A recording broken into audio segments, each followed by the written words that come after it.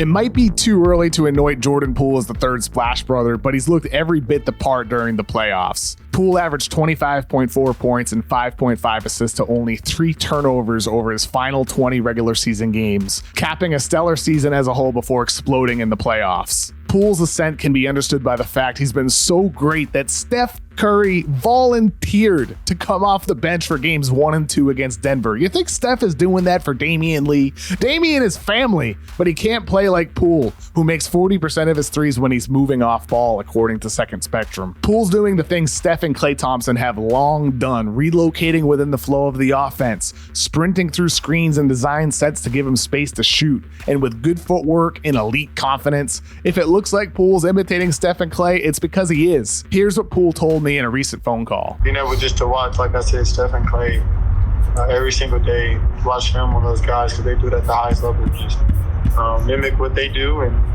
have it translate. He had a play where he hit Draymond and he was going to come back off it as for a handback, and he ended up back cutting, going down this middle and coming back out in what we call kind of pin in action, which Steph and Klay are semi-famous for. Kind of a warrior pattern. Jordan made a great shot. Draymond delivered the ball on perfect timing. Poole can drain any shot like Steph and Klay, but he can also hit shots off the dribble in a way that's beginning to resemble Curry. Though he isn't at his level of efficiency, making 35.3% of his dribble jumper threes compared to over 40 for Steph, Poole is at an excellent level for his age group. This three-pointer by Poole broke my brain. It's bordering on a travel with a 0-step after gathering, then a 1-step, and a 2-step. He holds the pivot, then fires. And Aaron Gordon's wondering where the travel is, but Poole is basically using the James Harden double step back strategy here, just doing it going to the side instead. Poole can do everything off the bounce with his ability to drain step backs or pull ups, no matter what the type of defense is that he's facing. The real key was getting Poole to learn how to play a Warrior style with more motion and only isolation when you need it. Poole is a daring passer who loves to whip the ball straight off the dribble to teammates cutting into the paint. He was a willing passer going back to college, but often had the blinders on as a scorer. Now he's balancing those skills in a more mature way. While significant progress has already been made, the Warriors coaching staff is pushing him to reach an even higher level. Golden State's strong and selfless culture has enabled Poole to flourish as this multi-dimensional scorer who's still getting better. The thing is, Poole could be for Golden State what Kawhi Leonard was for San Antonio, a young player to sustain their winning ways into the future.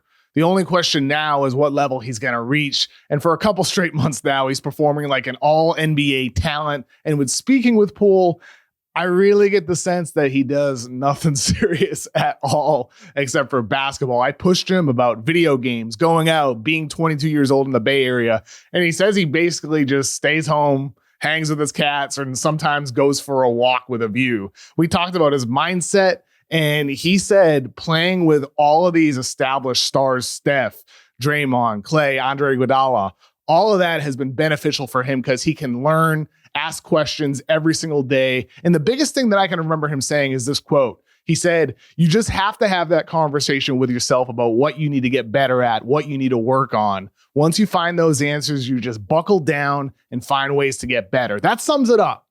Poole is a scorer first, but he's already getting way better as a passer, and he's also an attentive defender who communicates rotations with teammates, hustles off ball, closes out hard, competes hard on ball. Like, this guy is a good defender on one of the NBA's best defenses. Jordan Poole has allowed the Warriors to unlock a new spin on their death lineup, which originates back to the days when the Warriors would use Draymond at center, with Steph and Klay being flanked by Andre Iguodala and Harrison Barnes. With Kevin Durant in place of Barnes for a little while, they were the Hamptons 5.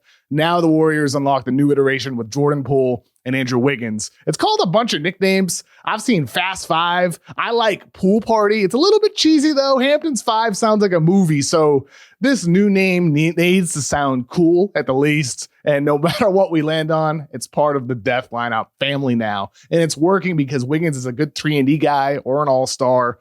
Poole has been amazing. And Draymond is playing some of the best defense of his life. Had it not been for the fact that he played only 46 games, Draymond Green would have been the no-brainer choice to win Defensive Player of the Year, and he's showing why against the Denver Nuggets.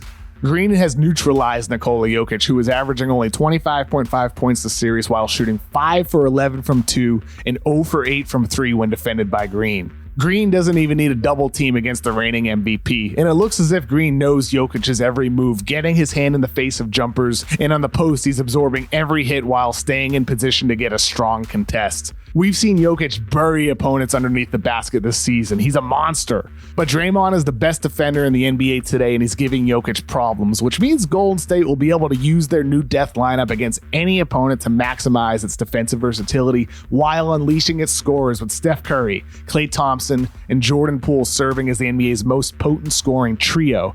The Warriors are back with a brand new death lineup. The Warriors are competing for a championship today with Jordan Poole as the young guy in that rotation, but in the future, it's going to be guys like Jonathan Kuminga. It's Moses Moody. It's James Wiseman. Who knows with him? But the fact is that this team has a number of other young talents who could grow into something really, really good. And Jordan Poole serves as evidence for why you make that investment in your youth, because they can sustain success for your franchise into the future, in addition to helping contend for championships today. Because the fact Poole is putting up the numbers that he's doing now on a rookie deal, that's a great benefit for your roster today and tomorrow. And I think in talking to Poole, the thing that stuck out to me the most, like I said earlier, was the mindset, his focus levels. And I thought this was the other quote from my story on The Ringer that stuck out to me. I'm just so where my feet are. I don't think too much ahead of me or in the past. I don't do anything right now but play basketball. Basketball is my main focus. I just come in,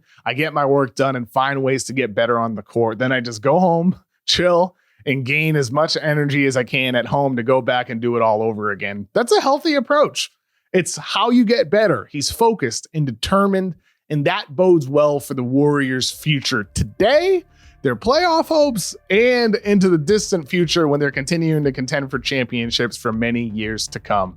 Thank you so much for watching today's video. Please give us a like and subscribe to The Ringer so you get all your stuff in your feed every single week. And while you're down there, leave a comment. What do you think about the Warriors' chances? Have they closed the gap or even surpassed the Suns? I want to know what you think. Thank you again for watching. I hope you have a good one.